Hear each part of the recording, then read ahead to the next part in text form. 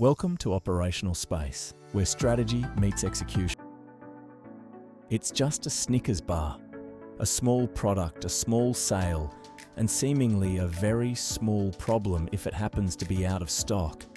But what happens next can tell you a great deal about how well a business is actually being managed. Imagine a store has 10 Snickers available. Customers begin buying them one by one. The sales rate is 20 bars per day. That means those 10 bars represent just half a day's stock. By halfway through the first day, they're gone. The shelf is empty, sold out. And this is where the story really begins. The stock record tells us what has happened. 10 units were purchased. Demand was running at 20 units per day. And stock lasted for only half a day. But knowing that a problem occurred and responding to it are two very different things. Now let's apply the store policy. The stock take check occurs at 7 days, with the ordering calculation based on estimated daily sales, the required stock period, and the stock already on hand. If nothing happens before that normal process catches the problem, sales continue to be lost. In the original order cycle, only 10 bars are sold. At $3 each, that's just $30 in sales.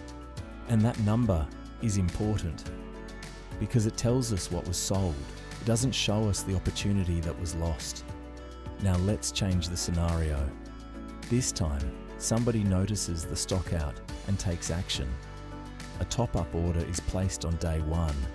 There is still a 2-day delivery period, so the business can't recover every sale. Remember, the store began with 10 bars. At a sales rate of 20 per day, those 10 bars sold during the first half of day 1. That means another 10 potential sales were missed during the remainder of that first day. Then there are 2 days to wait for the replacement stock.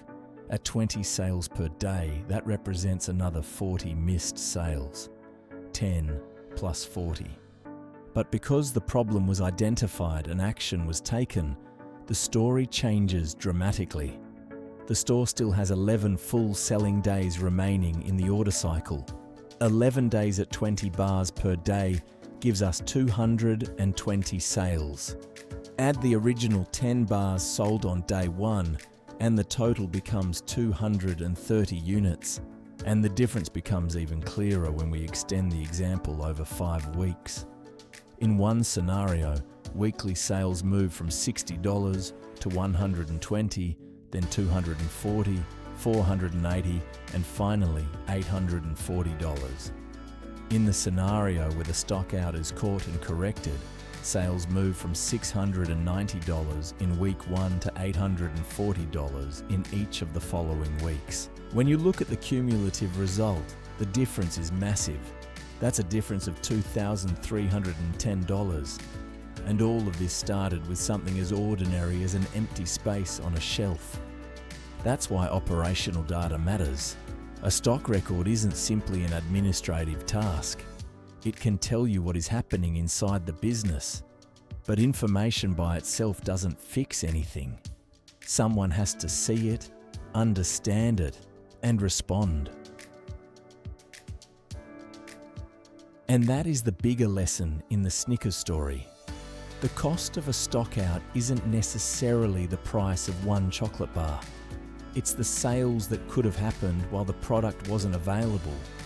It's the opportunity that disappears while the business waits to respond. Small operational problems can create surprisingly large consequences. The businesses that perform well are the ones that can see what's happening and respond. Know what's happening. Understand what it means. And take action. That's where better operational performance begins. And don't forget to head over to operationalspace.com to access your free business tools and resources.